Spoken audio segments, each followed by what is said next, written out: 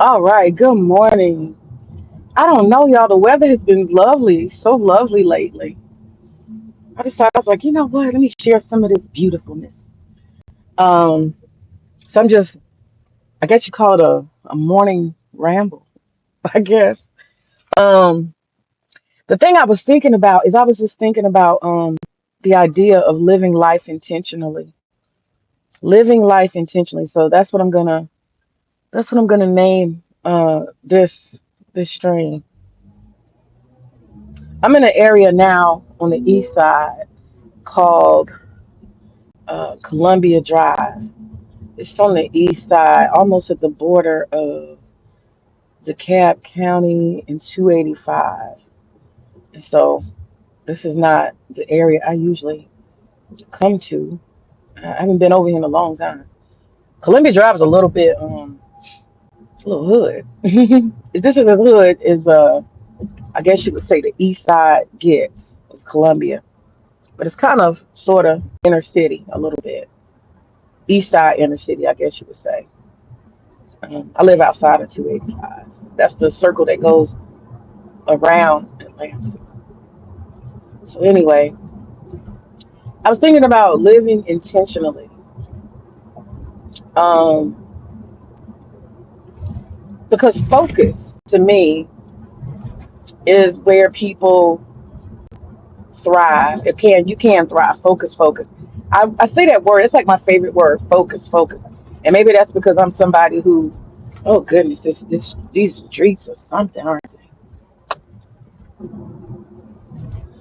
I say focus all the time because focus is one of the most important um, characteristics that a person can have. The ability to look at something, to give energy to something, to be determined about something. And I think focus is the difference that makes the difference. It makes a difference in your quality of life. It makes a difference in your income and all your potential as a human being. So I got up at 6:30 this morning, and I've already serviced one of my customers. I told y'all I do business to business and business to government. Um, yeah, clients. And so this was a business to business client. And that's how come I was talking, me and Clue were talking the other day. I went on his channel. I was like, what is he doing over here? He was trying to tell people that money is the root of all happiness. He was doing this, uh, I call it, what did I call it? The church of the wealth worship, church of the wealth worship. I told him he was the pastor of the church of the wealth worship. And so he was trying to convince people that money is the root of all happiness. And that's a poor man's speech because wealthy people will tell you that this shit ain't nothing, money ain't nothing but trouble. Yeah, you get some shit, but what you got to do to keep it, and sometimes what you got to do to get it, that shit is something else, right? We all know that for the most part. Um, you have to do something kind of extraordinary to become truly wealthy. And I would say more than half of what people do to get truly wealthy is not maybe morally correct. There's some moral flaw somewhere in there, usually, right? You got to get people to pay for something that you're never going to deliver, like insurance, right?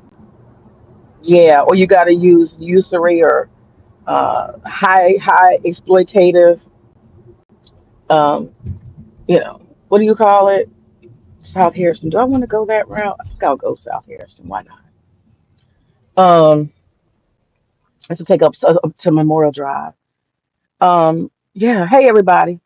You usually have to do something kind of exploitative, like maybe have a situation where people have to give up high value to get no value, like, you know, title ponds or high interest loans. They got this new thing. I forgot what they call it. There's this Hispanic guy, and he keeps talking about, yo. So my friend was telling me that you can just get $100 on the spot, and and then, all that type of shit. Cash advance, all that type of stuff. This is how people get wealthy. Credit cards. You don't really amass wealth from hard work. It has to be something in the mix, something somewhere that's somewhat exploitative, somewhere along the way. Somebody's losing value in order for somebody to get all the value. That's just the name of the game. So I'm not against, wealth, but anyway, I got into the point because like I just went to a business and a lot of the people I deal with and I serve are millionaires. They're everyday millionaires. Um, one of my good friends who's an activist, she owns 5 daycare centers. Do you think that bitch ain't rich? She's rich. She's doing goddamn well.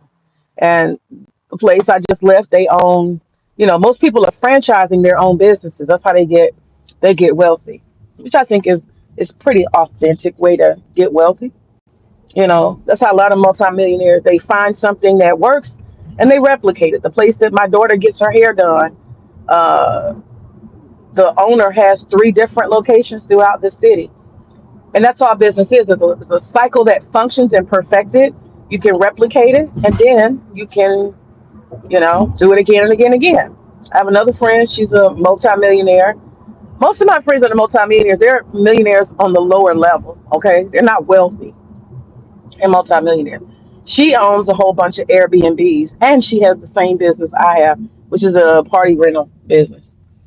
And that's how we met. We kept crossing hands. I'm like, why is her customers always calling me and talking shit? And so me and her became friends. I said, girl, we're not gonna play these invoice games. I give them an estimate, and then she give them an estimate, and they try to play us back and forth. Them days was over. I mean, we locked and loaded. We met each other. I was like, hold on. Somebody just called me and told me they got an estimate. Honey, how about they got your damn estimate and they trying to sell trying to lowball me with your estimate. And you know what we do? We both tell them we're unavailable. That's how we fix them. That's how we fix them to quit playing games with us. You're not gonna pit 2 businesses against each other. You crazy? You crazy? So I tell them, oh, I'm unavailable, and it should be like, oh, you know what? Something came up. I'm unavailable too. Now you can go pay somebody else. How about that? Yeah, so we've had those kind of situations before. Anyway, but she's a multimillionaire, and I have another friend. She owns an international brand of coochie cleaning products, and she is a rich bitch. And we both used to go to the SBA programs, through the programs together, micro women's empowerment, um, consortiums and shit like that. But I never wanted to be wealthy. And that's why I say focus is so important. You have to know what you want. That's my point. You have to know what you want. You have to be clear what you want. And what happens is, as you develop and grow, you have all this energy in you as a human, right? You have all this potential in the world. You have energy to spend. You're like a battery, The human body, the human energy, the essence of you is fucking um, powerful. And what happens is you have to have a plan. Hear me well. You got to have a plan to spend that God given energy and power. You have to have a plan. That energy has to have somewhere to go. Because if that energy doesn't have somewhere to go, it will be wasted. And if not wasted, it will be used for the shit that's no good, destruction. So you're going to either be constructive with your energy and battery power that God gave you, or you're going to be destructive. And so that's a choice. That's a focus. I'm going to be constructive or destructive. And stagnant, in my opinion, is kind of neutral. But I would say it's destructive because you're probably going to end up taking more from society than you ever fucking give. So I think it's important early on in life to say, am I going to be a destructive energy or a constructive energy? And then you have to decide how much. How much? And so I would argue with Clue that just because you have money doesn't mean you're fucking constructive. You could be a destructive motherfucker, right? What's that guy? What's that French ass motherfucker? His money. What's his name? Madoff. Madoff. Madoff. Everybody would look at him and say, "Oh, he's winning. He's wealthy. Look at him. He's got all this money. He's got connections. He's stealing and robbing. No fucking morals. He took a lot of people down. He tore a lot of people all the fuck the way down. Then there's that white girl. What's that white girl? She came up with that fake ass blood machine, but she's supposed to be able to tell you what all diseases you have. I knew that shit sounded stupid anyway. I had worked in a microbiology lab doing what you call it. I did that as a volunteer. I was always volunteering for shit. But through the Red Cross, I had got into this kind of medical volunteerism when I was a teenager, and I thought I wanted to be a microbiologist because I was very nerdy when I was young, and I thought I wanted to be a microbiologist. So they usually have you do stupid shit, but I was like, nah, I want to work with the microbiologist.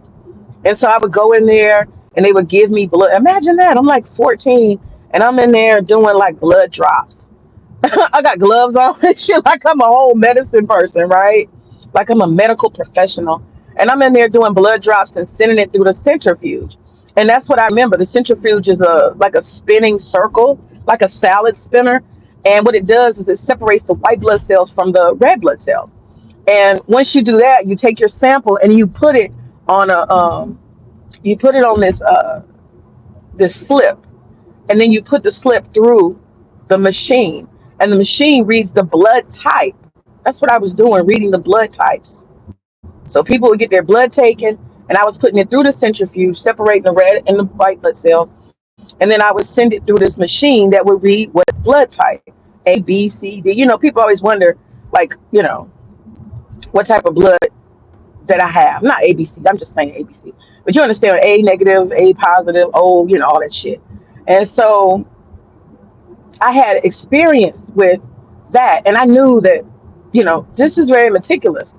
The machine, for the most part, reads one fucking thing at a time. You have a different machine for everything. So anyway, that idea of this one machine can tell you whether you got cancer, you got this, you got that. I was just like, and I don't know why any doctors fail for that shit.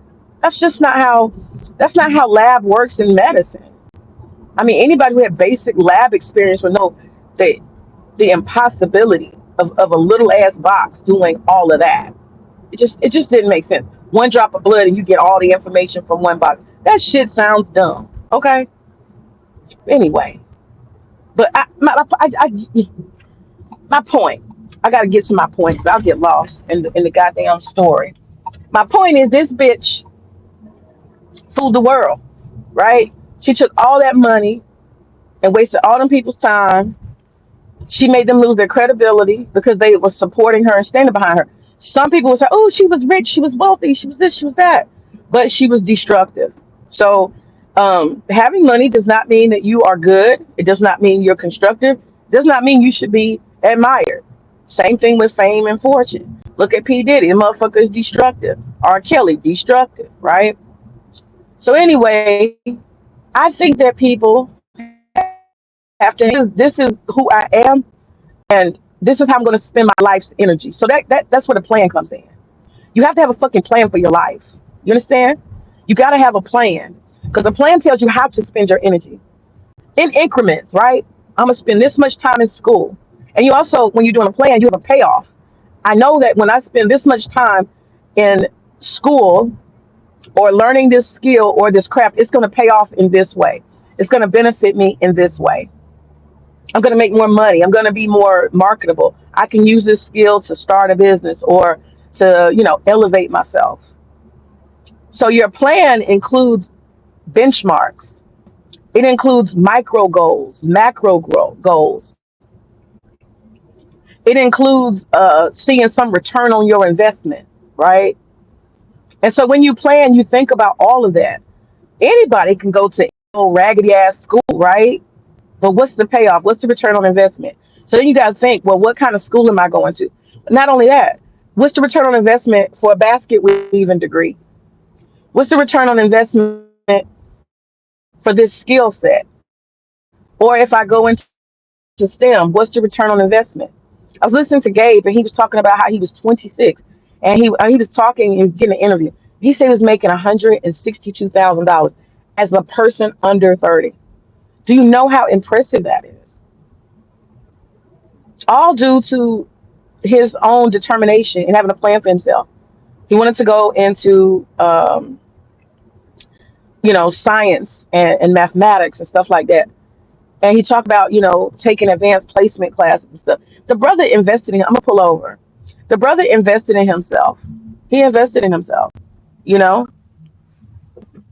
he put some effort and some time into becoming great.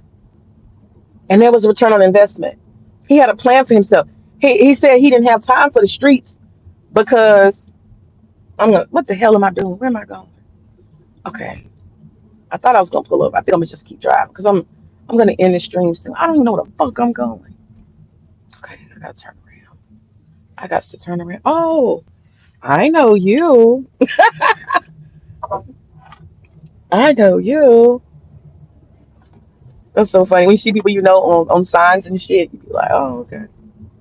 You go, girl. That's one of my associates. She's running for public office. She got her signs all over there.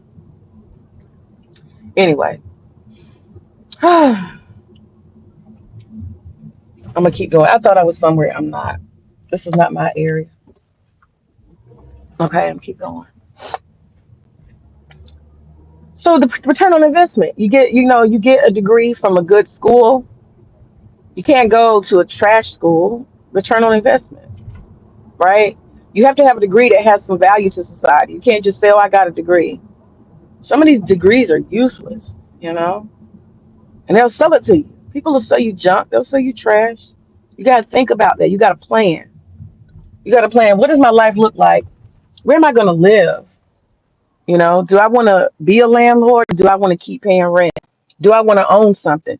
This is part of people's issues is they're not focused sometimes. You see people you discombobulated, it's because you're not focused. You don't know what you're doing. You don't have you need to plan like a quarterly plan. Everybody needs a quarterly plan.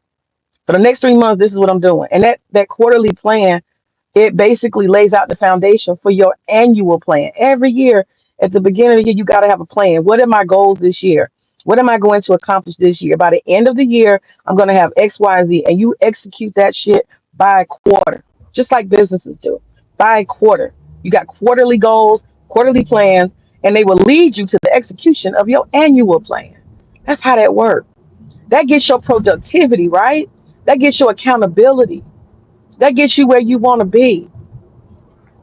It gets you focused. And what happens is people, if they don't spend their time, oh, wow, I was just talking about you. Hey, Gabe, I was just talking about focus and how important it is. And you see people, they are so unfocused. The people who are unhappy and they're unmotivated because they don't have a plan. All this complaining and, oh, this is so wrong. That's so wrong. You're looking at a person who don't have a plan. Because if you got a plan, you got a whole lot of places to spend your energy, right? You stay busy, and then when you accomplish a goal, you replace it with a better one, a newer one, something more ambitious. That's how that works. You don't have fucking time to complain. I find it. That's why I be trolling people. I find people hilarious because all I see is a whole bunch of people with no fucking plan. That's what I see. They've never had a plan. You know, my parents taught me about that. You need to have a plan for yourself. You have to have shit laid out. You have to have intentions and you put some ambition and power and energy. You have to invest in stuff. All your energy is not supposed to be wasted. The majority of your energy is supposed to be spent on your plan. What do I want to own? What do I want to drive? How do I see myself? You got to have a vision for yourself. What do you look like at the end of your life look like? People don't want to think ahead, especially black people. We don't want to envision. You need a annual plan, which is guided by your quarterly plan, and you should have a 5-year plan at all times. I need to know exactly what the fuck my life is going to look like, where I'm going to be in the next 5 years. I've always had a 5-year plan, and I used to do these vision boards all the time. I used to do vision boards, but I surround myself around successful, goal-oriented people who have planned their lives. I don't fuck around with nobody who's not intentional. Like none. I ain't got no raggedy ass friends. And so when I get online, when I get people I know are very highly ambitious, I surround myself with people like that. I am the least among my friends. I'm the least among my friends. And I never chose, great wealth. I never chose that. I think I could probably, yeah, I'm pretty sure of it. The business I'm in that I've chosen, that I prepared myself for through all these SBA classes and all the other skill sets I have, I could choose to be, I could choose to be, you know, much more prosperous. I won't say wealthy, but I could be doing really well. And I choose not to because I want to fuck off. That's what I see. That's my vision. I want to fuck off. Okay. I want to fuck off. I know. And when I say fuck off, I still got a plan. But I'm 42. I retired and I don't want to work anymore. I want to do the type of stuff I want to do. That's where I'm at right now. At 42, not now. I'm sorry, I'm 40. I just turned 47. But at 42, I retired. And I said I'm done. I'm done. I don't want to do the hamster wheel thing. There's nothing wrong with the hamster wheel. It's very productive. It's very productive. But I want to fuck off the rest of my life. I want to travel. That's fucking off. You know? I want to go back to Morocco again and again and again. I want to fuck off. That's what I want to do. I want to spend the rest of my life, for the most part, like I'm on goddamn vacation. For the most part. And I get up in the morning and I go and I get in my garden, I dig and fuck with worms and shit like that's what I want to do. I want to dance in my garden. I got a music box back there. That's what I want to do. You know, I want to have a simple life. I don't want stress no more. I went through a lot of stress, and I was like, this shit ain't fun. Ain't fun. So I want a different lifestyle. As I signed up for a lifestyle, and if I didn't want that lifestyle, I would be like, okay, I'm going to start this warehouse. Then I'm gonna get a 20,000 square foot warehouse, and then I'll get a 40,000 square foot warehouse, and then I'll just expand, and I'll get all these employees, and I'll build me a corporation. Honey, I know it can be done. The girl who started this same business is same time I did. The bitch is a multimillionaire. But the sacrifices she's making and has had to make. I've watched her expand. We started the same time, and she's doing it. I don't want that. I don't want that. She's always suing somebody. She's always going through all kind of stress and strain, you know. And I'm not saying that should be a deterrence. It's a cost, They say it costs to be the boss. You got employees you got to deal with, this and that. You got fucking drivers that refuse to take something because they said it's gonna take more hard work and they want to negotiate pay. See, when sometimes you're a small business, you got interpersonal relationships you got to deal with. There's no government in between. You can get a driver to literally tell you, I'm not dealing with X, Y, and Z unless you pay me X, Y, and Z. And you kind of at the mercy of these small employees. If you got interpersonal relationships, you ain't corporate. There ain't no goddamn rule book and all that type of shit, right? So I'm gonna pull over down here. So all I'm saying is you have to have a plan. You got to have a plan. And when these people don't have a plan, what ends up happening is they waste their energy. They spend their energy. Let me go down here. They spend their energy on bullshit. And so all they got to do is sit on the internet and complain and cry and whine. So when I see people complaining, crying and whining, I say to myself, this is a human being. Let me see. You said a plan is an integral part of progress. Indeed. Hell yeah. A motherfucker without a plan is a miserable person. If you don't have a plan, you don't have anywhere to spend your life's energy. Okay? That's a problem in and of itself. Let me let this window down. I'm going to chill right here for a minute. Then I'm gonna go and keep driving. But if you don't have a plan, and that's what I see when I get on the internet, it's a bastion. It's like a gathering place, and that's why I be like laughing and trolling because what I see is a whole bunch of people who are discombobulated and disorganized, and they don't really know what they want in life. And I just find that the fact that they made it to adulthood, I find it fucking amazing. And what you will find is that a lot of people come online, they do one or two things. They either come online and they're complaining about everything and they know very little about solutions or how to get things done. They know very little about that. But mostly they complain about this isn't that, that's not right, and this and that, and they got all the answers.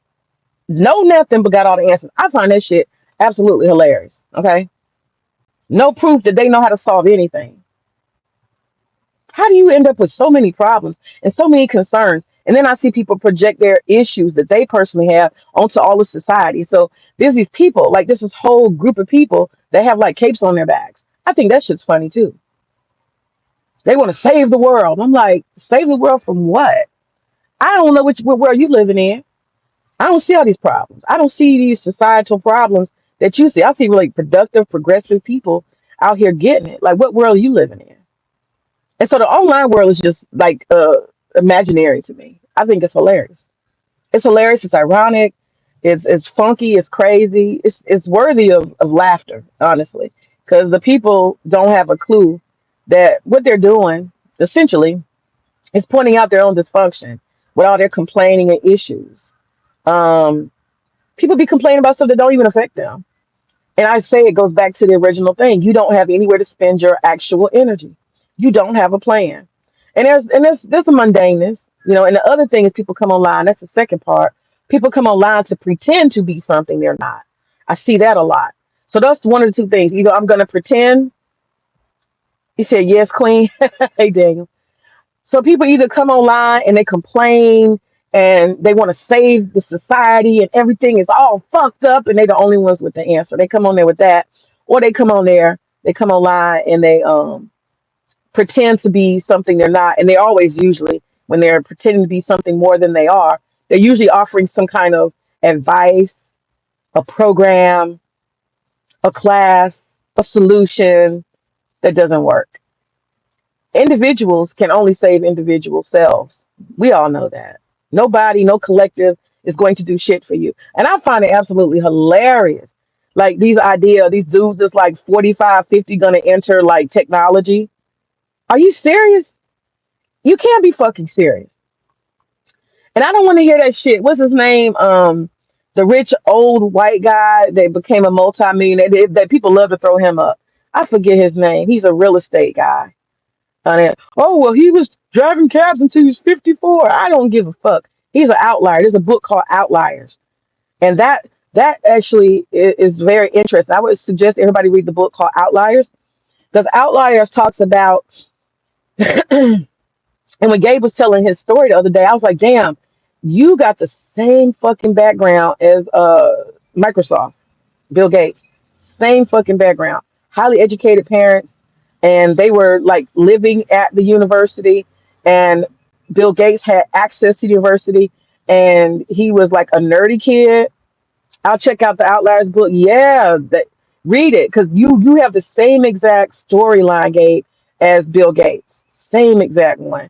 And his parents had him in there all the time. He was living in a university with his parents. His parents were like super geeks, and it happened to be I want to say it was MIT. I want to say it was MIT.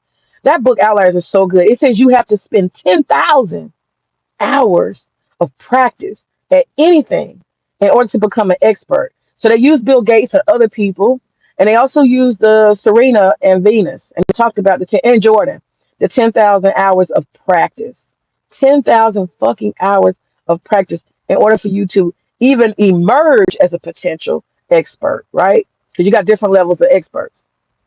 And so the Outliers book, it talks about Bill Gates and how it was a series of circumstances and focus of the individual with the resources that are supportive of said individual and that person's determination to get those 10,000 hours of expertise in that made him who he is today. And I was so impressed. And so when people start talking about they want to do something, this and that, I always say, how much time do you invest? How dedicated are you to the skill or the art? You have to be dedicated to be great. A lot of people don't want to put the time, they don't put the work in. And like Gabe was talking about how he was, sitting and reading, practice, practice, practice, study, study, study. That's the shit that makes it. That right there, that's that real shit. That's the shit that makes the difference. And a lot of people don't want to put the time and effort in. You know, you have to almost become obsessed with something. You know, people talk about Apple. You know, the founder of Apple, he was obsessed. You know, and those are signs of greatness. That high level of ambition, and it's a plan that guides that person. Everything they do, they eat, sleep, and breathe it. That's a good thing. Great things come out of it. All this creativity, development, it all comes from someone's ability to have focus, pure, dedicated focus. And so when you see a lot of people who are not satisfied and they're complaining and they got a lot of problems and they got other people's problems and other people's problems are their problems and all this other shit. Society's got a problem. No, no, no, no, no, no. It goes back to you. What are you doing? Where's your plan? Where's your quarterly plan? How far into your quarterly plan are you? How are you doing with your annual plan? Because what you need to do is spend more energy on your planning, enhancing it, practicing, getting more skills, getting more money. If you focus on that shit, you do not give a fuck about other people's problems. Trust me, you don't. You don't have time. You don't care. I be thinking these people is funny. They're so emotional about shit that don't matter. Where's your fucking plan? And that's why I be laughing. I see people who are all over the fucking place. They got all the opinions in the world. If you ask them, hey, where are you? What are your goals this year? I can rattle mine off quick. I know what they are. Me and my husband sit down. We straight business. We sit down and we decide and determine what goals we agree on for the year. And we have regular monthly meetings and talk about these fucking goals. And we start delegating. You do this, I do that, da da da da. Straight business. Straight business. The institution of marriage is straight business. Okay. And he has his personal goals and I help him with his. And I have personal goals and he helps me with mine. We support each other as a collective. Okay. I may not even benefit from some of his goals. He just told me the other day, 2026, he already picked his goal, his personal goal for 2026. This Negro, my husband said he wants to go to fucking Antarctica. He didn't watch some shit on YouTube. I'm like, how am I gonna help this black man get to Antarctica? How this gonna go? I started talking about skin burning and all. He got a solution. He didn't work it all out. Every question I asked, I'm not saying, "Hey, black man, don't go to Antarctica." I'm just trying to figure out how it's gonna work. But now this is a collective goal. In 2026, my husband has said he's taking a fucking boat and he's going out to Antarctica. All right. My husband is crazy. This is why I got a high insurance policy on his ass. He's crazy. He do the most craziest shit. Ah, let me see what you said, Gabe. You said, I wish I had the time to invest more in learning time. These kids are my main focus at the moment. Exactly, exactly. Yeah, once you got kids, it's like your ambition has to take a little bit of a step back because now it's time to feed them. That is the cycle of life. Absolutely. I do, yeah, I spend a lot of time reading with my daughter and focusing on, trying to teach her. She tripping with this money stuff. It's like I keep teaching her money, and she just wants to do something else with it. She be creating her own money system. I'm like, no, it doesn't work like that. Anyway, I won't get it. That's boring. Once they become a little more independent, I resume the deep work lifestyle. Yeah, yeah. Same. Me and my wife, we meet regularly to. You said regularly on our goals. Yeah, that's the whole purpose. Staying on the same page. And that's how, you have somewhere to spend your energy. You don't have to say, oh, I'm so bored, or I don't know what to do, or, where am I going from here? There's no question. There's no question what you need to be doing. These are the priorities. This is where I am. This is where I'm trying to be. Getting from point A to point B is the only thing I need to focus on. I prioritize my shit so much. I just be like, something opportunity will come up. Nope, nope. That's gonna take me away from my goal. So that's how I see shit. Something is when it comes my way, it's either taking me closer to my goal or further away, and that's how I decide what I'm gonna do. You know, that's a daily habit. That's taking me away from my goal. That's why I was so pissed yesterday when I had an ADHD fucking uh attack. I was so fucking frustrated because I knew I had shit I needed to do, and I had a fucking attack. I don't know. I ain't gonna get into it. But that's one of my challenges, staying focused, you know. And I'm talking about momentary. I'm long term, I got that shit figured out. Focus, I already know that. But I have sometimes I struggle with task to task focus because of my ADHD. And I would argue that probably, you know, graduate school, let me see, my last degree, I took longer. I took longer in my last graduate degree. I got I got 3 graduate degrees. I took longer in my last graduate degree because I found myself getting very unfocused. I think I lost passion because I was dealing with some fertility shit. So I lost passion. And one of the things I had to deal with is they had these very long classes and I would get fucking bored. And so I would get up and I like go take a walk.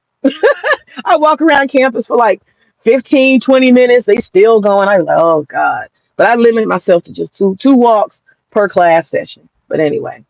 But yeah, having daily focus, it takes practice. It's so easy. Somebody call your phone, family pulling on you, all kind of shit. You have to stay focused.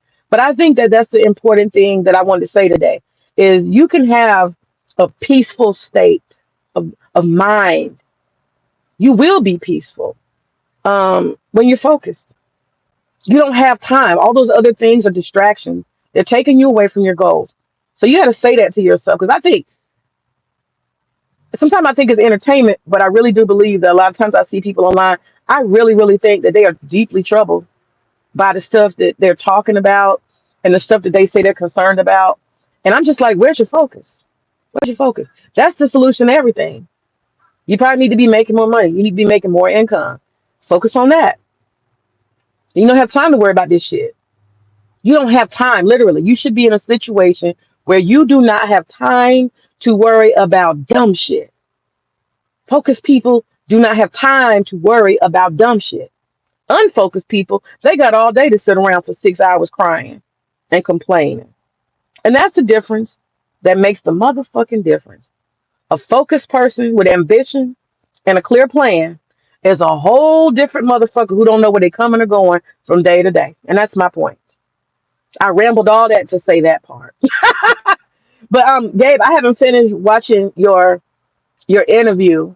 And I'm hoping that the questions become more what you have accomplished and what you have done, like on the upside. I hope, because I haven't gotten further than I did last time. But I'm so glad to see that interview. I like to hear that. I like to hear the mind of successful Black men and what they have done and how they got there. And I love the part that you shared about parents keeping you focused, keeping you around professionals, keeping you around educated people, and you didn't have time for the streets. You wasn't exposed to stupid and dumb shit because you were focused. I think that's amazing. It definitely gets to the accomplishment. Good. Okay, good. Yeah, good. Yeah. I have to say this about I gotta give Mr. Crow credit. I think he's a good interviewer. I think he's a good interviewer. The way he was doing the interview so far, it made me a little soft on him. It made me a little soft on him. I've always I liked it.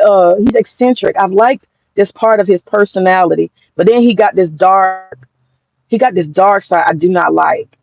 But then I see the light, and then I see the dark. It's a Dr. Jekyll, Mr. Hyde, and maybe I have that in common. Maybe that's something we have in common. Dr. Jekyll, Mr. Hyde. Maybe I don't know. Sometimes people say you just dislike what you see in others because of something you see in yourself.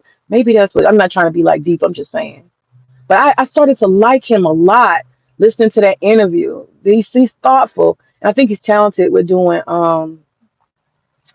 yeah, he interviews really fucking well. And I just wish he'd be like more productive. But that's not my job. It's not my business. But I think I would really, really like him a lot more if he would be more um yeah, productive and constructive. Constructive, yeah, more constructive. But yeah, he interviews really fucking good. So I got to give Crow,